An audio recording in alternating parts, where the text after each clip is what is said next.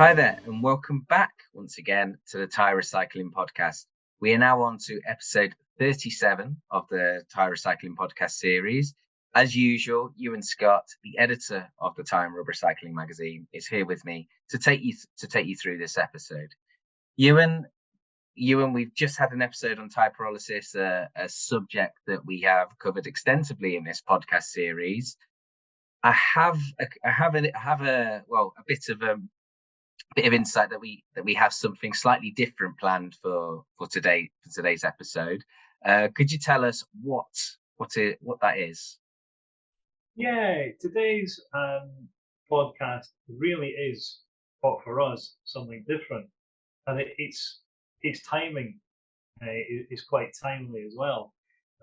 The day before we did this podcast, we had a report from Interpol about waste crime.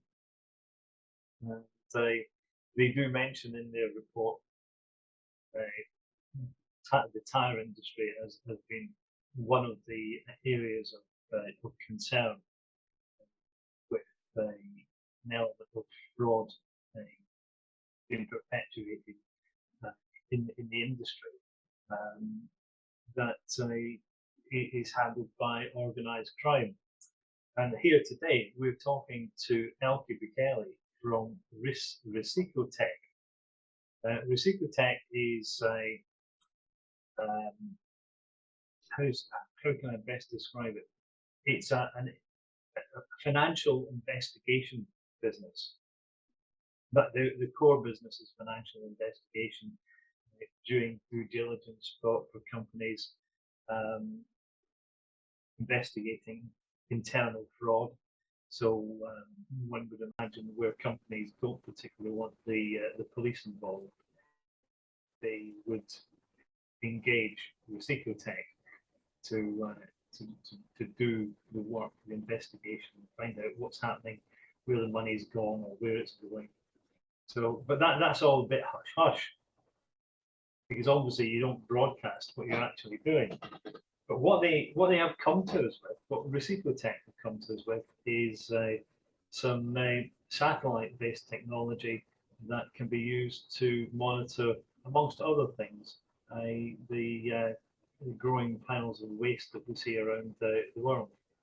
So we will be talking to RisikoTek, and Elke Biechele, the Chief Executive Officer, will be telling us a little bit about what they do. Okay, fantastic. That sounds extremely interesting. So let's press play on that interview, and let's get stuck into that right now.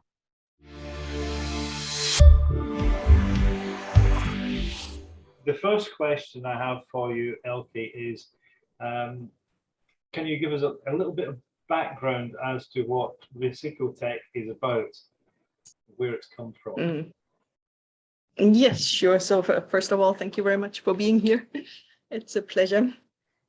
So what Risiko does is we're a software and services company specializing in the detection of financial crime. We're a team of anti-money laundering experts with a wealth of experience, like over 20 years. So we've provided our technology and services thus far to large MNCs, multinational corporations, the government, bodies of the government, NGOs, and also smaller corporations, and always with the aim to detect and mitigate illicit activities. So we specialize in the identification of the person or the company that is behind a crime. And it's usually crimes that are committed for profitability, something like counterfeiting, trade-based money laundering, smuggling, or those kind of crimes where there's a corporation involved and shareholders, and they are usually set up like any corporation. So it's like organized crime. They work like normal companies. We also do due diligence, and that is something everyone should get involved with. So if you enter into a new business arrangement, you have a new business partner, or you decide to do some investments with somebody, you should always do the due diligence of who really is it, and what other partners are involved, and how does their company network look like. And it's also good if you have a supply chain. Some companies have like 20,000 suppliers. Then you should also monitor your supply chain frequently and carefully, in particular of recent events when there's wars and lots of sanctions. Then it's advisable that you do this very frequently. And so this is what we specialize in. And most recently, we have entered the field of environmental protection. So we've decided to use artificial intelligence and machine learning to analyze satellite imagery. So we've created a solution, we called it the Space Detective, that uses AI to identify tire or plastic waste sites from space. And the thing with this tool is it can cover areas anywhere in the world. As long as there's satellite image recovery, we can use our AI models and detect the tire sites. We built it as an easy to use web application tool, and through which users can detect and regularly monitor things like tire sites or recycler sites, and decide on the area of interest, and even go back in time to see historical data. Like even 10 years of data is possible to see the development on how this occurred. Okay, so what has driven you to take this move into environmental monitoring, and where do you see the market developing? So we, I think it's mainly because so despite all the huge investment in the collection and the recycling schemes of tires over the past decades, tires and other waste is still being disposed illicitly, and we see this in oceans, and we can even witness it from Asia, where sort of trucks of the green dot are so being dumped illegally into the ocean. And so I think the challenge is far from being over. And so in particular in tires, they can catch fire, they can burn for years, and they can harm our environment tremendously. And so with all this climate change, we think that this one in particular is very pressing, and we wanted to find an effective solution where you can monitor large areas and with very few people, keep the costs down and monitor very effectively and find those sites before they become a danger to the environment. Okay, this is going to take a slight diversion from the original set of questions, because just yesterday I got a report from Interpol about waste crime, which sits very nicely with what you do. And I was wondering, one of the many issues that arises is that organised crime is involved at various levels. And part of the problem is fraudulent documentation. So the initiator of the waste stream, the tire retailer, in our case, may well see paperwork that says that the tires are going through a licensed carrier, they're going to a licensed processing plant, or in Europe they're going through the EPR agencies like Aliapur or Ecopneus or Cygnus in Spain. But once the waste leaves the retailer, it can go anywhere. And obviously, as people get the ability to just dump this waste is creating issues. There are issues with waste that has been written off as being dealt with, where it actually hasn't been. Is that the sort of area where you could assist the EPR agencies? That is definitely exactly our sweet spot. So we're also hoping that when we find these illicit sites, that we would also then be able to help with the investigation to see who is behind it. And so, there's a starting point, because usually land is owned by somebody. And so there's a starting point to find out who's behind it.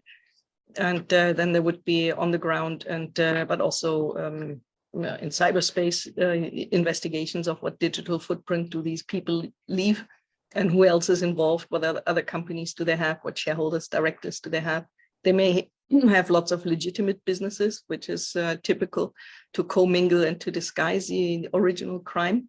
And so these illicit people, also tire mafias, and also waste mafias. I mean, there's lots of them. They offer it at really low prices, the disposal, and then they dump it just somewhere, and usually the same site. So they would also need to make some contract with the landowner to use the land, or pay off the government to be able to use it there, and not being fined, not being found out.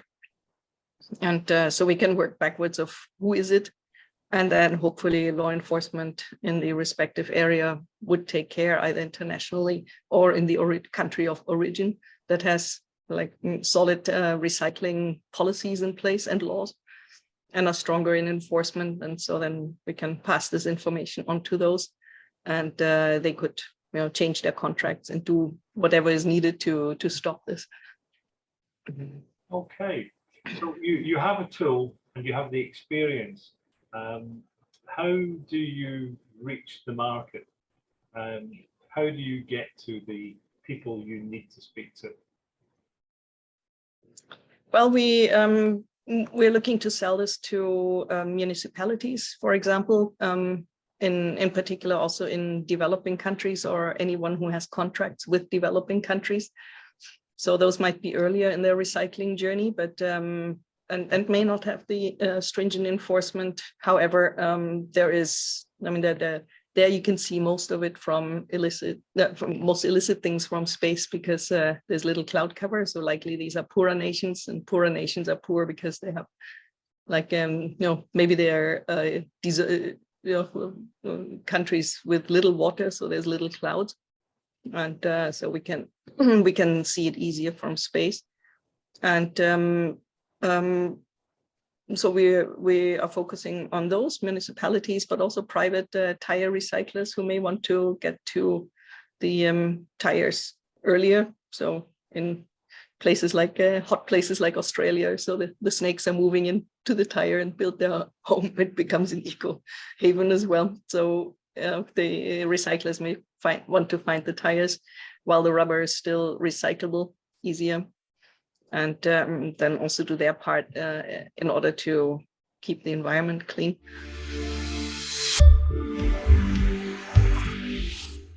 So that brings us to the end of part 1 of that interview. We'll be back very shortly with part 2. But in the interlude of this interview, we just thought we'd bring your attention to some of the key stories that we have in the most recent edition of Tyre Rubber Recycling, our magazine, rather than the website. Ewan, we have, what is the feature article, the headline article, so to speak, that is in the magazine for issue 3?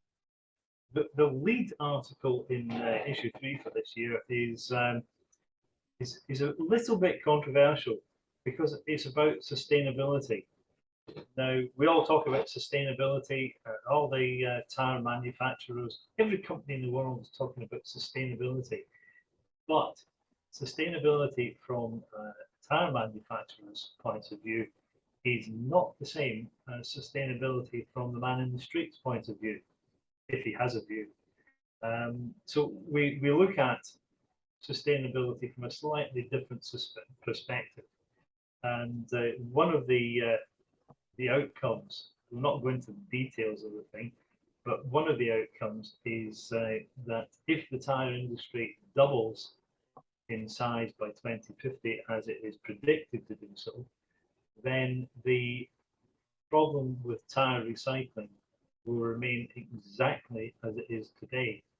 There will still be as many tires to dispose of in 2050 as there are today. So tire recycling is not a sector, it's not a business that is going to go away. If anything, it's a business that is going to grow. It will grow not just in the tire industry, though. It has to find alternate markets, both for pyrolysis products, for devulcanized products, and for crumb rubber products, which will bring us quite nicely to the second item we're going to talk about. Yeah, very well led in there, Ewan. Obviously, crumb rubber is the next topic that we're going to bring to the forefront.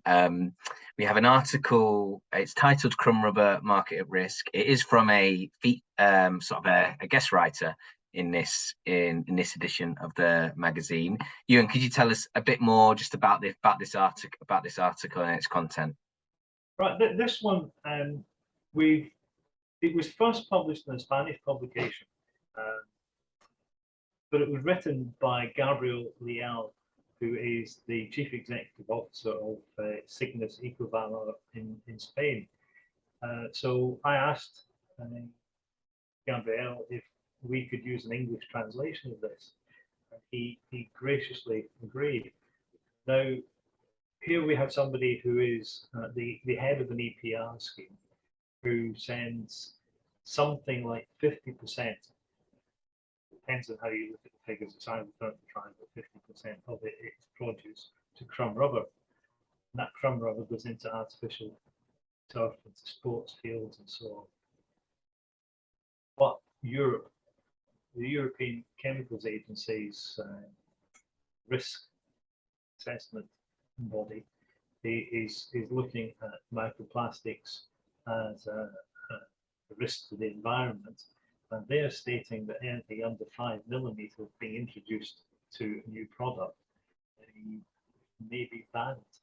So if you're producing microplastic under 5 millimeters, you may not be able to use it. You won't be able to use it in hand creams, or I'm imagining a hand cream with a 5 millimeter plastic granulate in it, but it goes smaller, and the upper parameter is 5 millimeters, and 4 to 5 millimeters is what they use as a specification for sports fields. Sports fields is a massive market in Europe and America for Crumb Rubber. If the European Commission do decide to ban Crumb Rubber infill, then the tyre recycling sector is going to have a massive problem to deal with. And so it's not just a case of let's defend the market because we want to have artificial football fields. It's a question of we have to defend the market because there's nothing else we can do with this material. So it's interesting to get Gabriel Leal's take on this and highlight the issue for a while. To the general public, I don't think they really care, but to the industry, it would make a massive difference if Crumb Rubber went back. Absolutely. Okay. Okay. So obviously we've spoken about the big topic of sustainability in this issue. Crumb Rubber is always a topic that comes up. Another topic that always seems to come up is pyrolysis. This time we've got obviously we recently actually did a related podcast pyrolysis in India. What have we got? We've got a story in the magazine on pyrolysis in India. Could you give us some more detail on that story, Ewan? Yeah, this it almost follows up on the podcast that Satnam Singh did with Vishesh Agarwal from the All India Rubber and Tyre Recycling Association. There's a public perception, a media perception that tyres that go to India get burnt. It's a bit of a misnomer because I don't think there's too many people actually burning tyres in the open air. But for sure, some of the pyrolysis projects were not the cleanest. So the Indian recyclers do have a bit of an issue with the image of pyrolysis. And so what we've done in this issue is Satnam has gone to Chhattisgarh, where he has interviewed and visited at 3 of the prime pyrolysis projects in Chhattisgarh to discuss how they operate, what their aims are, and what the challenges they face are. It's an interesting read. And it's interesting to see some guys out there doing their best to be the best they can be in the situation. obviously, one of the challenges is the need for standardization in the industry. As the Indians call it, an organization. The industry is not organized in India. What they mean by that is essentially anybody can come along and set up a pyrolysis project. In theory, in practice, they're supposed to work to standard operating practice. They don't always do it, and that creates an issue. So these guys they're benchmarking the industry in India. We'll see where it takes us. It's an interesting read. Okay, fantastic. Well, obviously, all those articles are available in issue 3 of Tyre Rubber Recycling, and you can access that digitally via the website if you haven't received a print copy. Thanks for that lowdown on this issue, Ewan, and let's jump straight back to part 2 of that interview. Yeah, I mean, I imagine Australia is New Zealand probably are easy targets in terms of accessibility and the fact that they have established schemes to stewardship with the tyre problem. I'm looking at South America, where the extended producer responsibility schemes are starting to get off the ground, and that they have still large historical piles, and in Brazil in particular, there will be dumps that people don't know about. Is that the type of market where you could step in and work in partnership with the EPR agency? Yeah, I think in particular with countries with strong EPR schemes, they would be best placed in order to sort of also increase productivity and effectiveness and lower some cost of surveillance and monitoring. And those so we call our tool the space detective. And so they could use our space detective in order to also monitor legitimate sites and see, do they actually decrease in size, do they increase in size, and then you could go as far as performing statistics on how the development is. Are they oversubscribed, for example? And there are many schemes in place where one country pays for getting rid of the tires, and the other one buys it to take those tires, and then there's the crime is going that you collect tires from everywhere and sell it to the country who pays to take it. And so then you would expect that from space you can see a very large site, or at least a site close to the collection site, that would then be enough evidence for increased traffic. So definitely for those with strong EPR schemes, that would be very applicable. It could help to increase the effectiveness. It's also a little bit safer because you can sit at at your convenience and sit in your own office and survey the world, and you don't have to go there because the AI finds the sites, and it's safer to see something illicit from your office in your own country than going there in person. Yeah, it's interesting. The UK, I mean, I believe all European states have something similar, but the UK has a document called an Annex 7.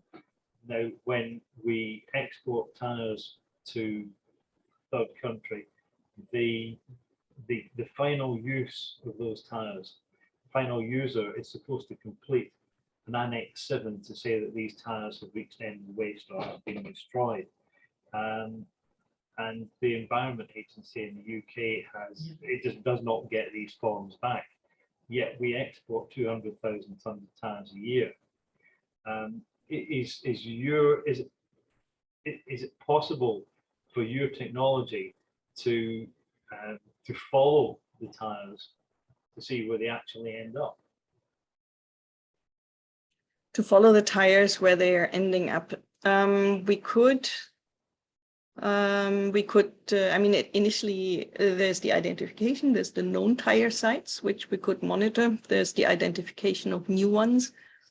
Can you see from space on which tire exactly ends where? I think that is probably a no, because it's too small, the tire.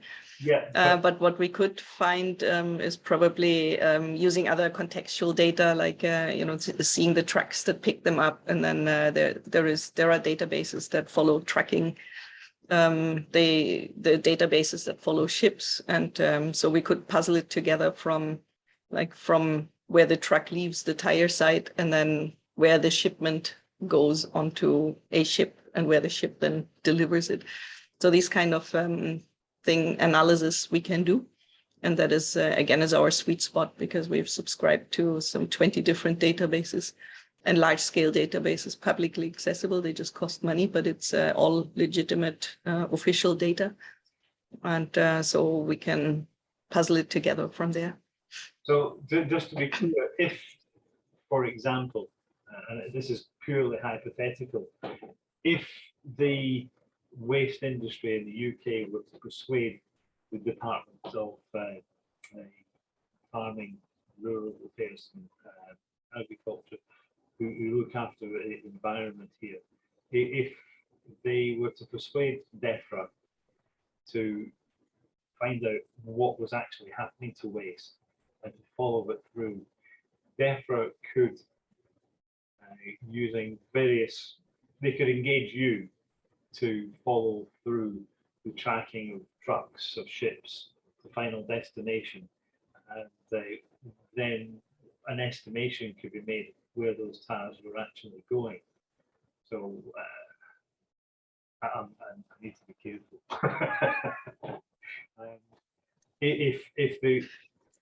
If the buyer of those goods, they were going for one particular use which was approved, and then they went to another. Sorry, the line is a little quiet. Right. Okay.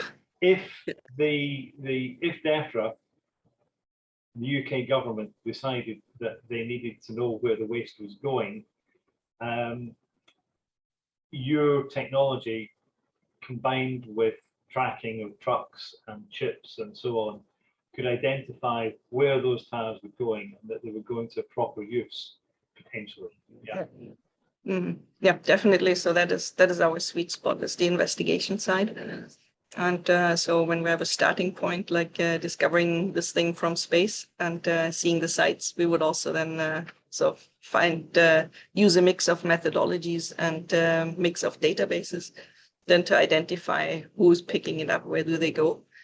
And likely the company would then also have a track record in shipping, so we would know eventually who are consignees, who are the shipping company, and then we would see there might be a reference number somewhere. We would see then where the containers go. There's also technology where you can track containers. So if you are suspicious as a government, you could put trackers into containers, and then there's again data being collected, and they fire every 3 minutes or so.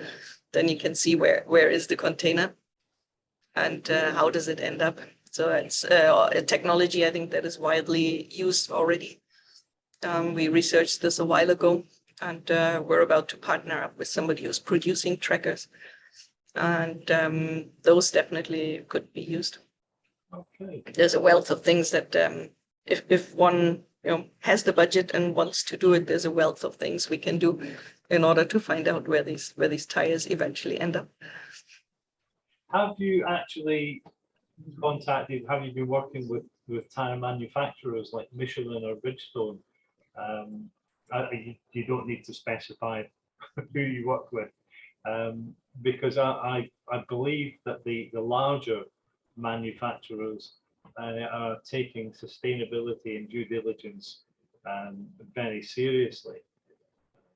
So I'm guessing that them needing to know where their tires are ending up is something that's very important to them. We have not yet identified those as our target, but I think you're quite right. I think we should. And that would also be like a continuous monitoring of their supply chain and continuous monitoring of like spot checks or so. Are they still going where they're supposed to go? And there's also we know there's buyback schemes and so on. If you're a tire producer, you need to pay X number in order to make sure that the tire gets recycled. And we spoke to some NGOs that are doing this. And I think you're right. We should approach those. Yeah. Thank you for that. Is there anything else that you want to tell us about, say, your package and your company? I think worth noting is that so that the space technology is increasing rapidly, and there are more and more satellites, and there's also like Elon Musk and so on, but also other companies that have smaller and smaller satellites flying at lower and lower heights. And so that is definitely an industry to watch and start preparing for high resolution images where you can see down to the actual truck, and then see things like from the convenience of your own computer. And that opens up a whole new world of supervision, monitoring, identification, detection, and probably also prosecution of people who don't play by the rules. And so definitely that's an area to watch. So the way we've built our space detective is that it can ingest any images. So it can use the free ESA, NASA satellites, but it can also use high resolution images. And then sort of it detects objects. So whatever objects you like, you use some machine learning AI, and then sort of build those models, train it, and then detect those objects.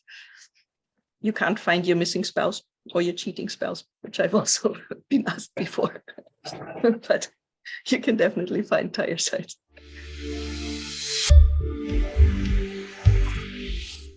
So there you have it. There was our interview with RisikoTek.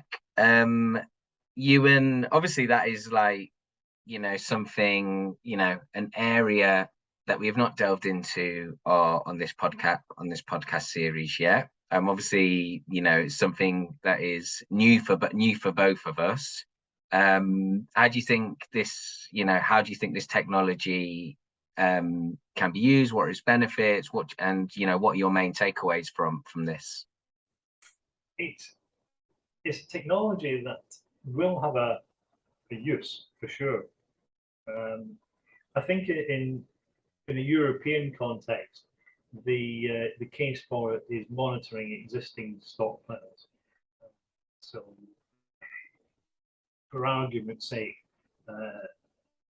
DEFRA in the UK or an EPR agency in Europe could say, we know where these tire stockpiles are, and they could use the satellite technology to monitor those stockpiles to make sure that they don't grow. Its use is probably of greater interest to new EPR agencies in developing markets where they need to identify historic stockpiles, find out what's happening with them, where they are. Places like Brazil, Ecuador, Argentina, where there are large spaces where nobody knows where some of these tires are. It can be used to find this waste, to monitor where it is, identify the volume of tires on the site or plastics on the site, and be taken from there. So I think the market for this in the tire industry would be possibly EPR agencies looking to monitor waste tires or identify waste tire sites, or government agencies looking to monitor waste sites. The examples they've sent us for use for screenshots, looking at a waste site in Turkey, which obviously the Turkish authorities approved. But it's an interesting technology that obviously has number of alternate uses apart from identifying waste. But the waste thing ties in nicely with what RisikoTek do. We discussed in this the idea that using combination of their technologies, they could actually, with government approvals, agreements, follow tyre shipments from, for argument's sake, from the UK to the final destination. And that would for sure be of interest if the government were at all interested in this at all, because we're still shipping 200,000 tons of tyres to India. That's according to the Indians. According to the UK, the TRA, it's only about 100,000 tons. So somewhere in between the UK and India, there's 100,000 tons of tyres going missed somewhere. Now, I have my suspicions that they may be set off for one destination, get sold en route, and end up going to a third destination. But that's just speculation on my part. This technology, allied with the technology and the skills that RisikoTek have, you see tyres falling from the source, the export to the end of use. But I'm guessing that's a long shot that anybody's going to pick up on that. But the thing is, the technology is there. These guys have got the expertise to work with companies, with governments, to track waste movements and I guess waste crime. As I said in the introduction, it came rather neatly tied up with the release from Interpol about their report into waste crime. We're not just talking about a man in a white van dumping tyres down a back lane. We're talking about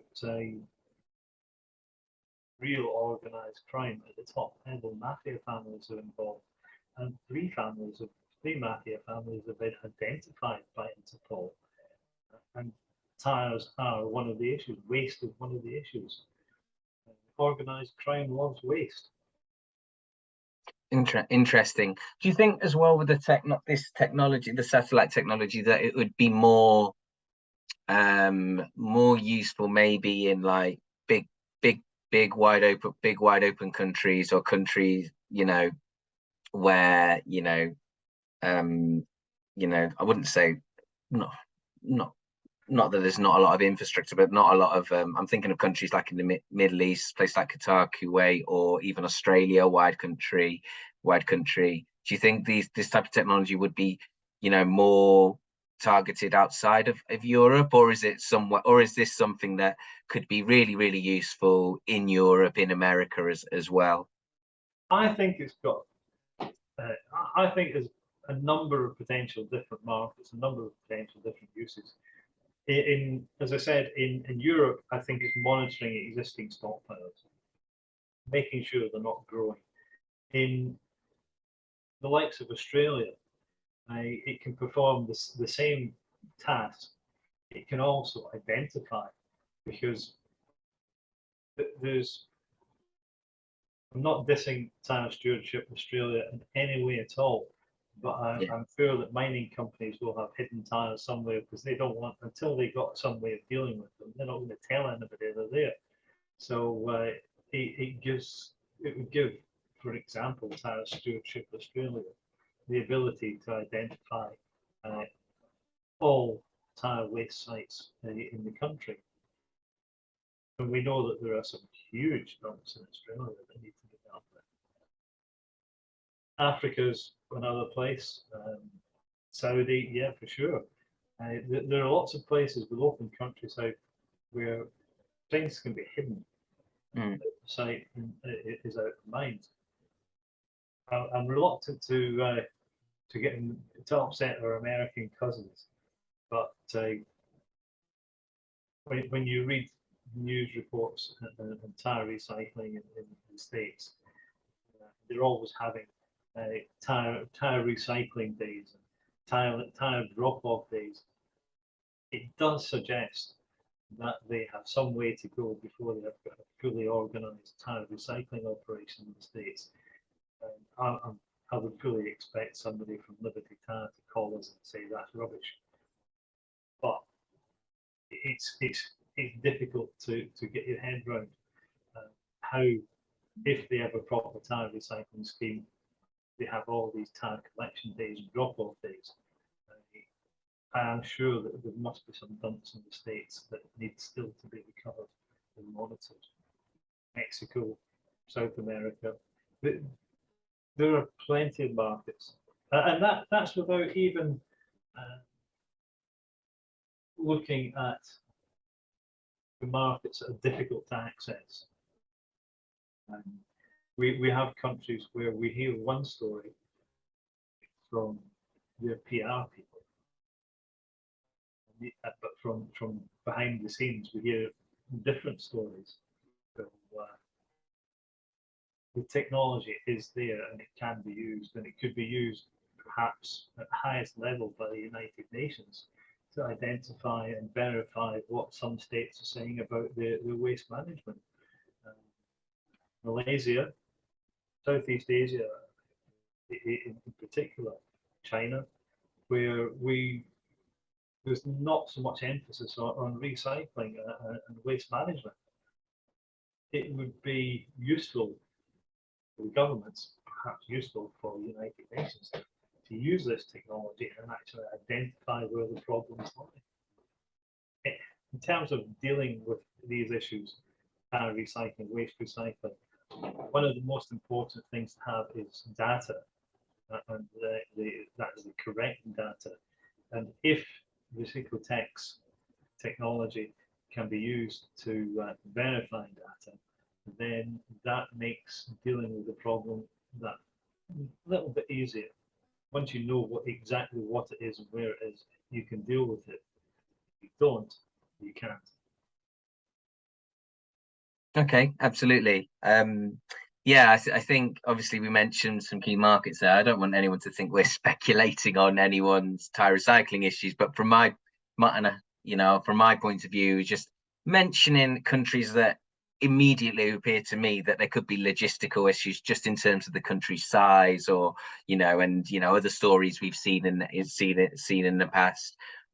We always talk in this podcast about how so many countries have different Tyre recycling issues and different Tyre arising issues across the spectrum. When we mention Australia and places in the Middle East, these are places that is just geographically come to mind. But anyway, I think that was a really interesting discussion today. Something slightly different to what we usually have. So thanks, Ewan, for that interview. Thanks to RisikoTek for participating in that. Hopefully we can catch up again with them soon to find out more how that's developed, how the technology is developing, and any uses they've had of it in the meantime. So that's it for today. We'll be back very shortly with another episode of the Tyre Recycling Podcast. Thank you for watching.